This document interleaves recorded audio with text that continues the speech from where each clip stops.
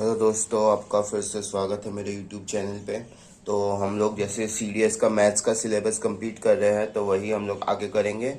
तो जैसे हमने 4 वीडियोस पहले ही डाल चुके हैं, आप देख सकते हो यहाँ पे कि मैंने कौन से वीडियो में कौन से टॉपिक्स डाले हैं। तो आज हम लोग 3 टॉपिक करने वाले हैं। वो है ratio and proportion, variation and division algorithm. ये 3 टॉपिक हम लोग आज करेंगे, ठीक है। और अगर आपने पहले के टॉपिक्स नहीं देखे हैं तो प्लीज़ उन वीडियोस को देख लेना। मैं ऊपर उनको आई बटन में मेंशन कर दूंगा, ठीक है। तो शुरू करते हैं रेशियो एंड प्रोपोर्शन से। Thank you. तो चलो आज हम अपना पहला टॉपिक और इस सिलेबस का 10वां टॉपिक देख लेते हैं, जो है रेशियो एंड प्रोपोर्शन, ठीक है। तो सबसे पहले हम रेशियो देख लेते हैं क्या होता है। तो रेशियो हम देख लेते हैं, ठीक है। तो अगर हमको जैसे A/B दे रखा है तो उसको हम ऐसे भी लिख सकते हैं A² = B², ठीक है। तो और 2-3 टाइप्स होते हैं, उनको भी देख लेते हैं। जैसे हमारा A/B दे रखा है तो हमारा A³ = B³, ये भी हमारा सेम ही होगा, ठीक है। आगे देख लेते हैं।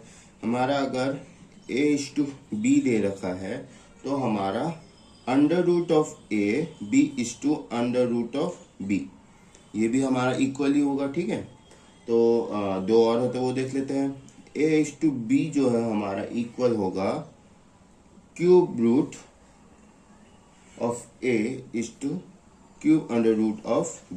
ठीक है। ये है। और एक आखिरी वो देख लेते हैं। A/B = हमारा 1/A/1/B, ठीक है। ये कुछ हमारे रेशियो के फॉर्मूलास हैं, मतलब जनरल फॉर्मूलास है जो आपको पता होने चाहिए, ठीक है। ऐसा होता है। तो आगे देख लेते हैं हम लोग। अगर हमको यहाँ पे दे रखा है A/B = M/N, ठीक है। और दे रखा है हमको B/C = P/Q, तो हमारा A/B/C ये क्या हो जाएगा। तो हमारा A/B/C क्या हो जाएगा वो हमको देखना है। तो हमारा A/B/C कैसे होगा, क्या होगा, PM/Pn/Qn, ठीक। Qn इतना समझ गए।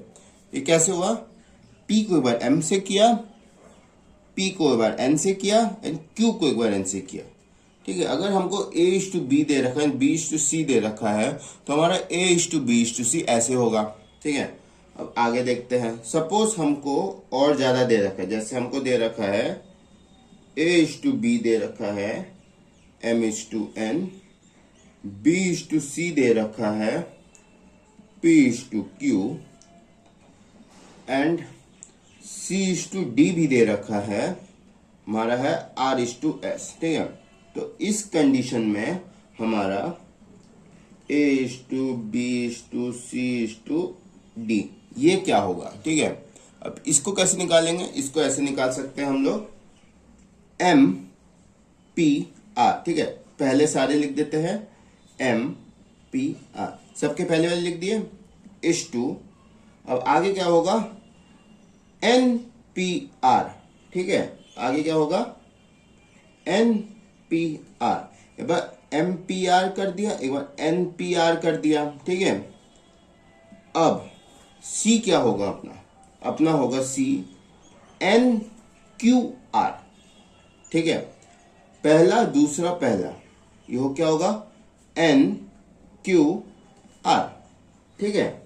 और अपना भी D क्या होगा, अपना D हो जाएगा अपना N/Q/S, सब सारे के लास्ट क्या हो जाएगा N/Q/S, ठीक है। ये समझ गए। इसको एक और बार समझा देता हूं। M/P/R सबसे पहले वाले, उसके बाद N/P/R, उसके बाद N/Q/R और आखिरी क्या होगा अपना N/Q/S, मतलब जो सब लास्ट वाले, ठीक है। ये समझ गए। अब अगर हमको डायरेक्ट बोला कि A/D निकालना है, A/D कैसे होगा, पहले 3 और आखिरी 3, मतलब M/P/R एंड N/Q/S, ठीक है। इतना समझ गए। अब एक और चीज देख लेते हैं रेशियो में। अगर हमारा दे रखा है a:x is equal to b:y is equal to c:z is equal to k, अगर हमको ये दे रखा है और हमको बोले कि a:b:c जो है हमारा x:y:z है, ठीक है, y:z है। अगर हमको ये दे रखा है ये दो चीज, तो हम ऐसे ये बोल सकते हैं कि a हमारा हो जाएगा kx, b हमारा हो जाएगा ky एंड c हमारा हो जाएगा kz। ठीक है, ये कर सकते हैं हम लोग। हाँ। तो हाँ, अब एक और चीज देख लेते हैं रेशियो में। तो इसमें क्या देखना है, सपोज हमको बोला है कि p is distributed in the ratio of a:b:c। p क्या है, p डिस्ट्रीब्यूटेड है a:b:c में, ठीक है। तो फिर हमारा जो फर्स्ट पार्ट होगा, मतलब फर्स्ट पार्ट क्या होगा, फर्स्ट पार्ट को हम ऐसे लिख पाएंगे p multiplied by a upon में a प्लस बी प्लस सी, ठीक है। हमारा सेकेंड पार्ट क्या होगा, ठीक है, अपना सेकेंड पार्ट हो जाएगा p multiply by b, second part में b है a प्लस बी प्लस सी, ठीक है, ये भी समझ गए। अब देख लेते हैं अपना थर्ड पार्ट। थर्ड पार्ट क्या हो जाएगा, यहां पे क्या आएगा, ऑब्वियसली c आएगा, a प्लस बी प्लस सी, ठीक है। ये थे हमारे रेशियो के फॉर्मूला। अब एक दो रेशियो के क्वेश्चंस देख लेते हैं, उसके बाद हम लोग जाएंगे प्रोपोर्शन में। तो अब ये क्वेश्चन देख लेते हैं, ठीक है, रेशियो का। तो इसमें क्या दे रखा है हमको, if a:b is equal to 3:4, अगर a:b की वैल्यू 3:4 दिया है तो हमको इसकी वैल्यू निकालनी है 6a plus b:4a plus 5b, ठीक है। इससे हम ये कर सकते हैं कि हम ये लिख सकते हैं a इज इक्वल टू अपना है 3 and b is equal to अपना है 4। और जब ये रेशियो पे दे रखा है, इसको हम ऐसे लिख सकते हैं, इस चीज को हम लोग ऐसे लिख सकते हैं 6a plus b upon 4a plus 5b, इसको तो ऐसे लिख ही सकते हैं, ठीक है। ये पता होना चाहिए। अब हम इसको करते हैं सॉल्व। सबसे पहले हम करेंगे क्या, इसको सॉल्व करने के लिए हमको किसी एक चीज से, या तो a से या तो b से, ऊपर वाले को नीचे वाले को डिवाइड कर देना है, ठीक है। तो हम b से दोनों को डिवाइड कर देते हैं। जब हम b से दोनों को डिवाइड कर देंगे तो ये हमारा हो जाएगा 6a upon b plus b upon b, नीचे हो जाएगा 4a upon b plus 5b upon b। इसको आगे सॉल्व करेंगे, क्या हो जाएगा, ये हो जाएगा अपना 6a अपॉन b प्लस 1, ये हो जाएगा अपना 4a अपॉन b प्लस 5, ठीक है। अब हमको करना क्या है, a और b को उनकी वैल्यू देनी है, जो है ये, ठीक है। a और b को उनकी वैल्यू दे देते हैं। तो a और b की वैल्यू है कितनी, तो a की है 3, b की है 4, वो डाल देते हैं हम। तो क्या हो जाएगा, ये हो जाएगा 6 इंटू 3/4 प्लस 1, ये हो जाएगा 4 इंटू 3/4 प्लस 5, ठीक है। इसको जब हम लोग सॉल्व करेंगे तो हमारा आंसर क्या आएगा, हमारा आ जाएगा 18 प्लस 4 एलसीएम लेके, ठीक है, और ये हो जाएगा अपना 12 प्लस 20। इसको जब हम लोग आगे सॉल्व करेंगे हो जाएगा 22 अपॉन 32। इसको 11 से काट सकते हैं, इसको हम 16 से काट देंगे।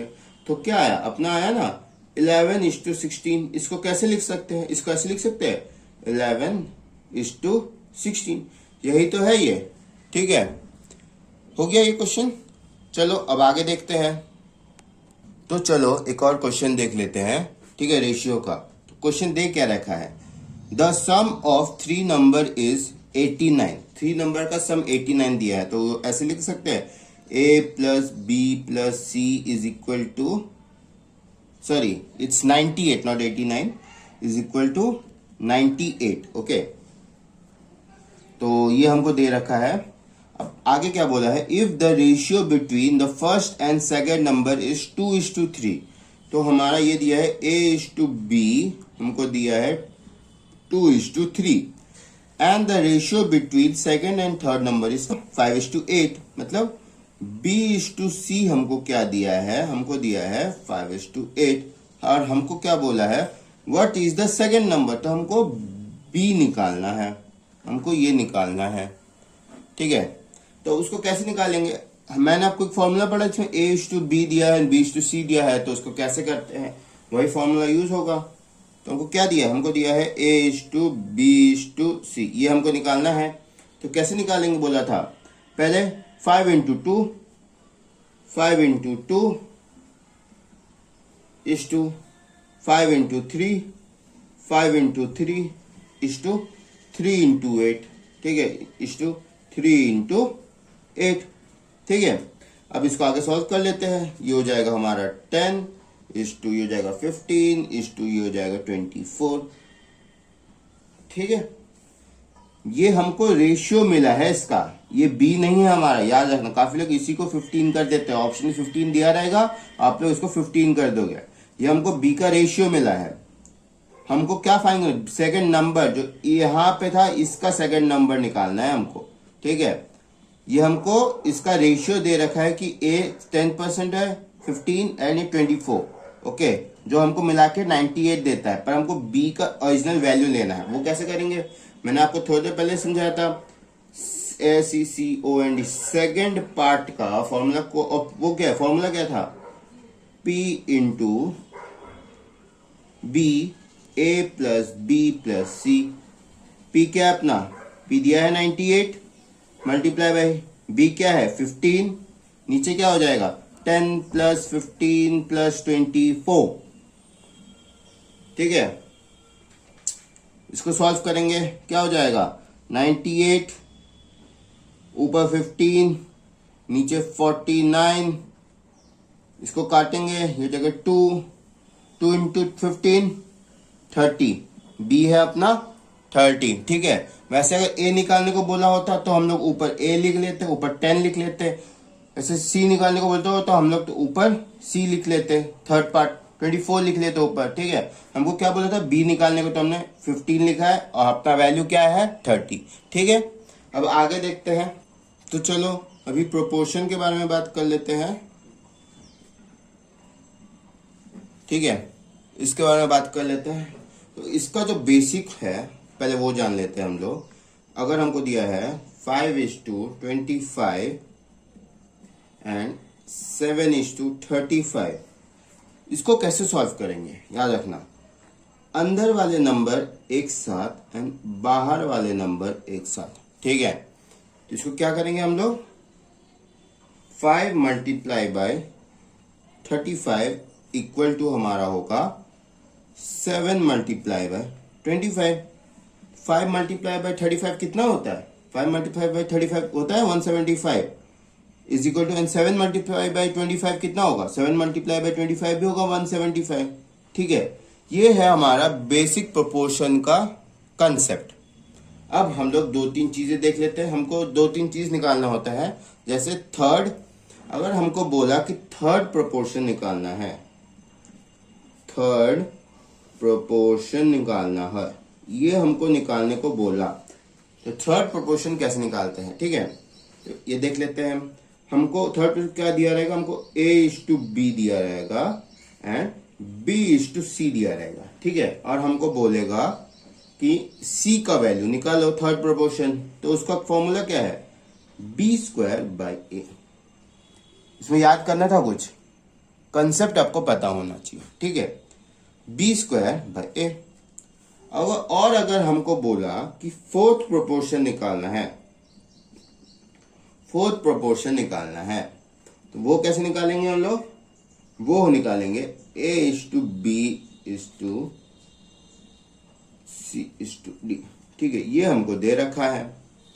तो इसमें हमको फोर्थ प्रोपोर्शन निकालने क्या करना पड़ेगा, D इज इक्वल टू, अब अंदाजा ही लगा सकते हैं यहाँ पे क्या होगा, नीचे ऑब्वियसली ए, ऊपर बी मल्टीप्लाई बाय सी। ठीक है, ये होगा हमारा फोर्थ प्रोपोर्शन का फॉर्मूला। एक और फॉर्मूला होता है, वो देख लेते हैं।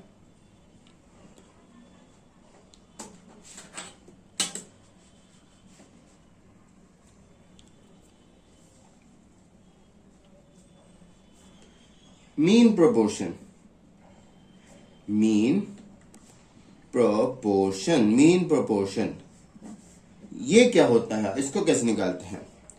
इसका निकालने का सिंपल टेक्निक होता है। सपोज हमको दिया है a is to X and x is to B.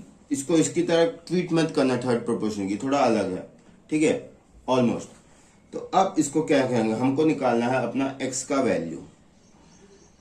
अभी x के वैल्यू को हमको क्या करेंगे, हम लिख देंगे A B is equal to X square. ठीक है, और हमको जब x निकालना होगा तो हमारा हो जाएगा ए बी अंडर रूट। ठीक है, ये समझ गए मीन का। तो अब प्रोपोर्शन का एक दो क्वेश्चन कर लेते हैं। ये हमको क्वेश्चन दे रखा है, ठीक है। तो क्वेश्चन में क्या बोला है, क्वेश्चन में बोला है if two numbers are 2 and 18, तो दो नंबर दे दिए हैं और हमको फाइंड क्या करना है, पहला हमको फाइंड करना है मीन प्रोपोर्शन एंड दूसरा हमको फाइंड करना है थर्ड प्रोपोर्शन। ठीक है, तो अब मीन प्रोपोर्शन फाइंड करने के लिए हमको पता है क्या था formula, x is equal to A under root B. ठीक है, तो इसी को सॉल्व कर देते हैं। कैसे होगा, x is equal to 2 into 18, तो 2 इंटू 18 कितना होता है, अंडर रूट 36। इसकी वैल्यू क्या होती है, 6। इतना आपको पता होना चाहिए। ठीक है, तो ये हमने अपना पहला पार्ट कर दिया सॉल्व, ये हमारा है आंसर 6। अब कर लेते अपना दूसरा पार्ट। दूसरा पार्ट में क्या बोला है, थर्ड प्रोपोर्शन। तो थर्ड प्रोपोर्शन का फॉर्मूला पता है क्या होता है, ये। ठीक है, ये होता है थर्ड प्रोपोर्शन का फॉर्मूला। अब हमको b कितना दिया है, b हमको दिया है 18, मतलब 18 का स्क्वायर, a दिया है 2। इसको सॉल्व करेंगे क्या होगा, 18 का स्क्वायर कितना होता है 324 डिवाइड बाई 2 162। ठीक है, ये होता है अपना आंसर। ठीक है, तो ये था हमारा एक क्वेश्चन। अब आगे देखते हैं। तो एक और क्वेश्चन देख लेते हैं। क्वेश्चन में क्या बोला है, क्वेश्चन में बोला है द रेशियो ऑफ कॉइन ₹1 50 पैसा एंड 25 पैसा इज 4:5:6। ठीक है, तो हमको रेशियो दिया है 1 रुपी 50 पैसा एंड 25 पैसा का। ये if total cost of all coin is ₹64, तो टोटल कितने हैं हमारे पास रुपीज, हमारे पास है 64। आगे क्या बोले, then find the number of coins of 25 paisa. तो हमको ये 6 जो है कितना है, कितना है ये 6 का वैल्यू, वो हमको पता करना है। ठीक है, तो वो देख लेते हैं हम आगे। तो हमको क्या रेशियो दिया था, हमको दिया था 4:5:6, ये हमको दिया था रेशियो। सपोज हम लोग स्टार्टिंग में एक सपोज कर लेते हैं। सपोज हमारे पास है x नंबर ऑफ कॉइन्स। ठीक है, हमारे पास कितना है, x नंबर ऑफ कॉइन है। तो हम ऐसे कर सकते हैं 4x is to 5x is to 6x। ठीक है, ये कर सकते हैं हम। हमको क्वेश्चन में क्या दिया था, टोटल वैल्यू हमारी कितनी थी 64। तो हम इसको ऐसे भी लिख सकते हैं 4x plus 5x plus 6x is equal to 64। इससे हमको क्या होगा, हमको जो टोटल नंबर ऑफ कॉइन्स कितने हैं वो पता चल जाएंगे। ओके, पर इसमें एक ट्विस्ट है, याद रखना कि हमको इसमें उन्होंने कॉइन्स रुपीस एंड पैसास में दिए थे। तो अब वो क्या है, हमारा 4 है वो 1 रुपी कॉइन है, तो उसको 1 कर देते हैं। जो 5 है वो 50 पैसा है, मतलब इसका हाफ, तो मतलब क्या हो जाएगा, ये हो जाएगा 2। एंड जो हमारा 6 है वो है हमारा 25 पैसा, मतलब 1 रुपी का 4। ठीक है, ये समझे, हम इसको रुपीस में डिवाइड कर दे रहे हैं। हमारा था 4 था 1 रुपी का, 5 था 50 पैसा का, इसलिए हमने 2 से डिवाइड कर दिया। एंड हमारा 6 जो था वो था हमारा 25 पैसा। तो 25 पैसा कितने में जाएगा, 4 में जाएगा 1 रुपी को, तो वही है। ठीक है, अब आगे जब हम लोग इसको सॉल्व करते हैं तो इसको एलसीएम ले लेंगे। एलसीएम आ जाएगा हमारा 4, ये हो जाएगा हमारा 16x, ये हो जाएगा अपना 10x, और ये हो जाएगा हमारा 6x इज इक्वल टू 64। अब जब हम आगे इसको सॉल्व करेंगे, ये हो जाएगा, इधर आ जाएगा 4, इधर आ जाएगा मेरा 32x इज इक्वल टू 64। ठीक है, तो इधर आ जाएगा 32x is equal to 64 multiply by 4 इधर आ जाएगा, और हमको क्या मिलेगा अभी, हमारा हो जाएगा x, इन इसको जब मल्टीप्लाई करेंगे हमारा आ जाएगा 256, और ये 32 इधर मल्टीप्लाई है, नीचे आ जाएगा डिवाइड में, तो ये हो जाएगा 32। ठीक है, और जब हम लोग इसको कैंसिल करेंगे तो हमारा सीधा सीधा आंसर आ जाएगा 8। ठीक है, हमारा आंसर क्या आएगा, हमारा आंसर आ जाएगा 8। ओके, हमको ये मिला है x का वैल्यू।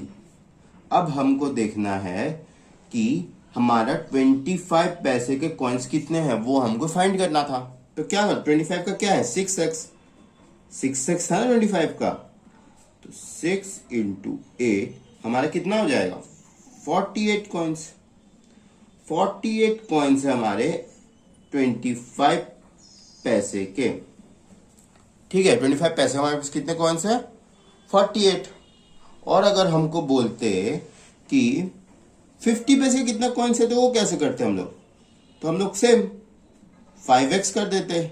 ओके, और अगर हमको बोलता कि 1 रुपये का कितना है, तो हम सेम 4x कर देते हैं। ठीक है, इतना समझ गए। ओके, तो अब आगे देखते हैं अगला टॉपिक जो है हमारा है 11th टॉपिक। ठीक है, वो है वेरिएशन, TION। वो क्या है अपना है वेरिएशन। अब वेरिएशन जानने के लिए मैं आपको एकदम बेसिक समझाने की कोशिश करूंगा। ठीक है, ग्राफ के थ्रू। तो सपोज एक ग्राफ ले लेते हैं, आपको ये पता ही होगा कि इसको y बोलते हैं, इसको x बोलते हैं। ठीक है, तो ये एक हमारा वो है ग्राफ है।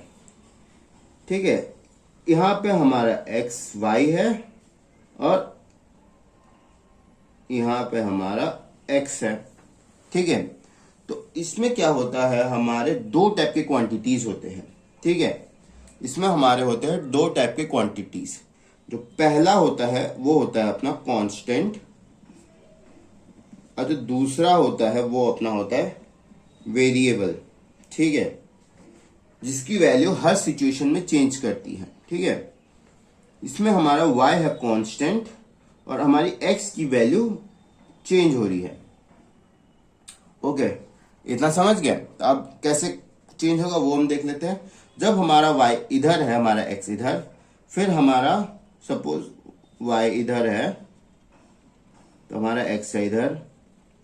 अगला कंडीशन हमारा अगर y इधर है, x है इधर, फिर अगर हमारा y इधर आ जाता है, सॉरी अपना y नीचे आ जाता है, x हमारा आ गया इधर। मतलब हमारा ग्राफ क्या, पहले ऐसे गया, फिर यहाँ पे आया। सपोज अगले में घूम के हमारा ये इधर आ जाता है, और ये इधर। ठीक है, ये हमारा x, ये हमारा y। यहां से फिर हमारा ग्राफ ऊपर की तरफ घूम गया। ठीक है, ये समझ गया अपना वेरिएशन का कंसेप्ट। और अब आगे देख लेते हैं। हमारे जो वेरिएशंस भी होते हैं वो भी होते हैं दो टाइप के। ठीक है, जो पहला टाइप है वो है डायरेक्ट वेरिएशन,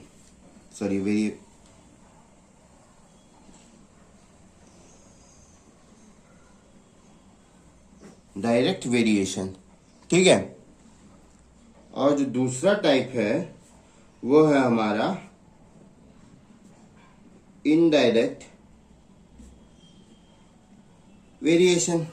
तब direct variation and indirect variation को देख लेते हैं। तो वो कैसे देखेंगे, तो डायरेक्ट वेरिएशन क्या बोलता है, अपना डायरेक्ट वेरिएशन बोलता है y is equal to kx।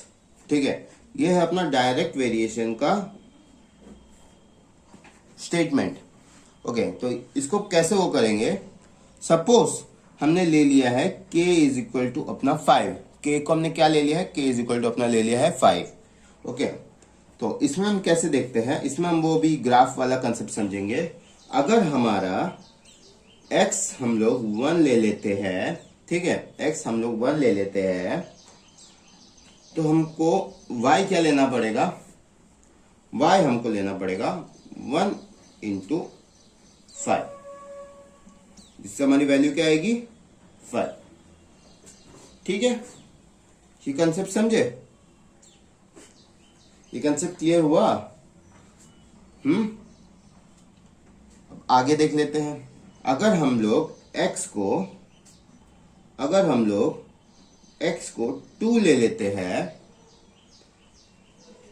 तो y क्या हो जाएगा, 2 इंटू 5 10। अगर हम लोग x को 3 ले लेते हैं, तो y क्या हो जाएगा 15। ठीक है, इसमें एक चीज नोटिस कर रहे हो, हमारे दोनों के वैल्यूज बढ़ रहे हैं। ओके, तो अब हम इनडायरेक्ट वेरिएशन का हो देख लेते हैं। तो हमारा इनडायरेक्ट वेरिएशन क्या बोलता है, इनडायरेक्ट वेरिएशन का जो हमारा वो है स्टेटमेंट है, वो है x is equal to k upon Y का स्क्वायर। ये है अपना इनडायरेक्ट। ठीक है, ये अपना है इनडायरेक्ट वेरिएशन। ओके, तो अब इनडायरेक्ट वेरिएशन पे एक क्वेश्चन कर लेते हैं और फिर अपने अगले टॉपिक पे बढ़ेंगे आज के। ठीक है, वेरिएशन ज्यादा बड़ा टॉपिक नहीं है, छोटा सा टॉपिक है, तो इसको समझेंगे और अपने अगले टॉपिक पे बढ़ेंगे। तो अब क्वेश्चन देख लेते हैं। तो ये हमको क्वेश्चन दिया है, क्वेश्चन पढ़ लेते हैं। क्वेश्चन में क्या बोला है, क्वेश्चन में बोला है इन x is in indirect variation. x axis में हमारा x जो है वो है इनडायरेक्ट वेरिएशन में with square of y, with square of y। ठीक है, and when x is 3 and y is 4। तो हमको क्या बोला है, हमको इनडायरेक्ट निकालना है, मतलब x इज इक्वल टू, हमको पता है formula k is equal to Y square. Okay, और आगे क्या बोला है, what is the value of x when y is 4। ठीक है, वो हम कैसे निकालेंगे, वो हम निकालेंगे, हम अब इसमें डायरेक्ट पूछे कि हम आपको एक बार y की वैल्यू पहले 4 दे चुके हैं, तो इस हमारा x क्या था 3 था, उसको निकालेंगे कैसे, उसका कंसेप्ट मैं आपको बता देता हूं कैसे निकाला गया है।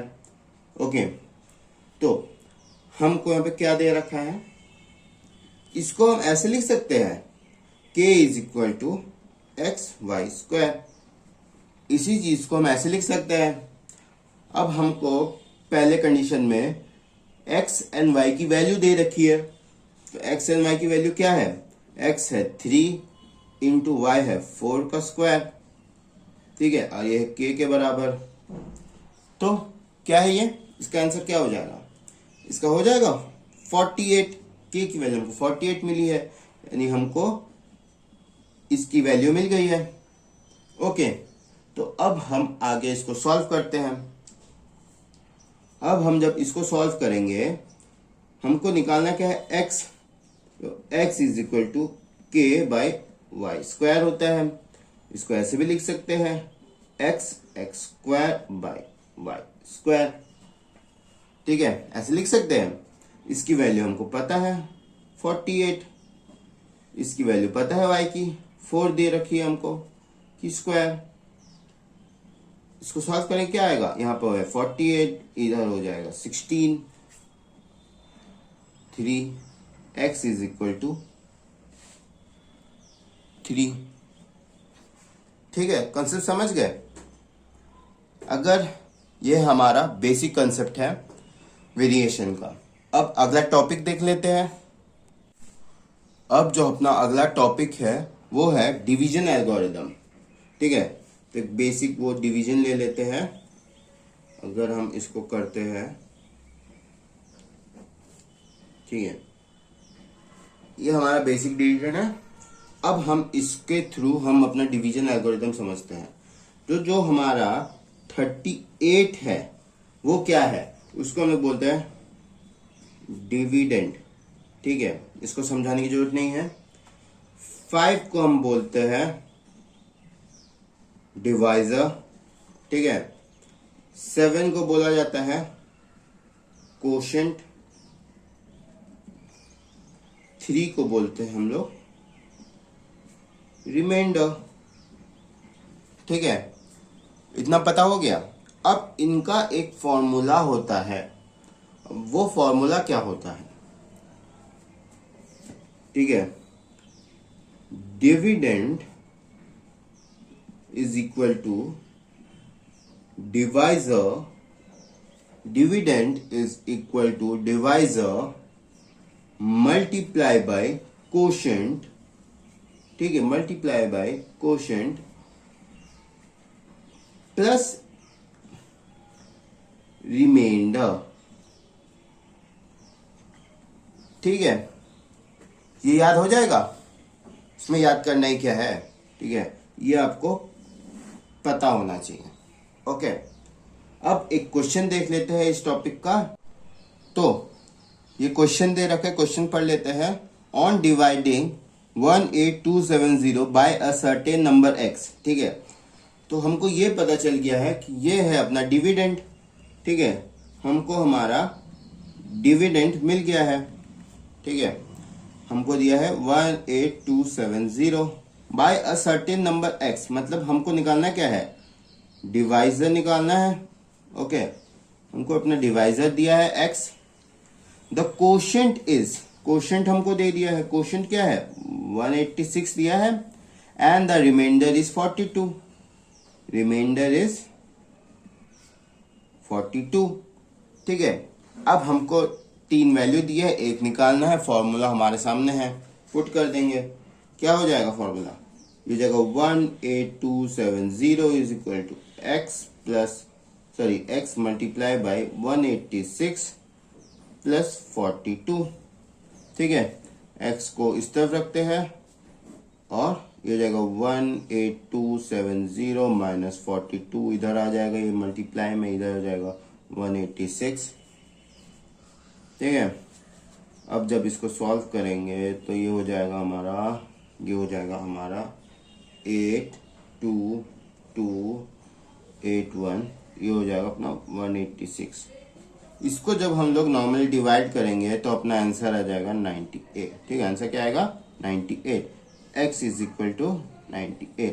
हमारा डिवाइजर जो है वो हमारा है 98। ठीक है, इसको आप लोग बेस नॉर्मली सॉल्व कर देंगे तो हमारा डिवाइजर क्या आ जाएगा, हमारा डिवाइजर आ जाएगा 98। ठीक है, तो यही तक था हमारा वीडियो। तो अगर आपको वीडियो अच्छा लगा तो लाइक शेयर एंड सब्सक्राइब कर देना और कमेंट प्लीज कर देना, और मिलते हैं अपने अगले वीडियो में। Thank you.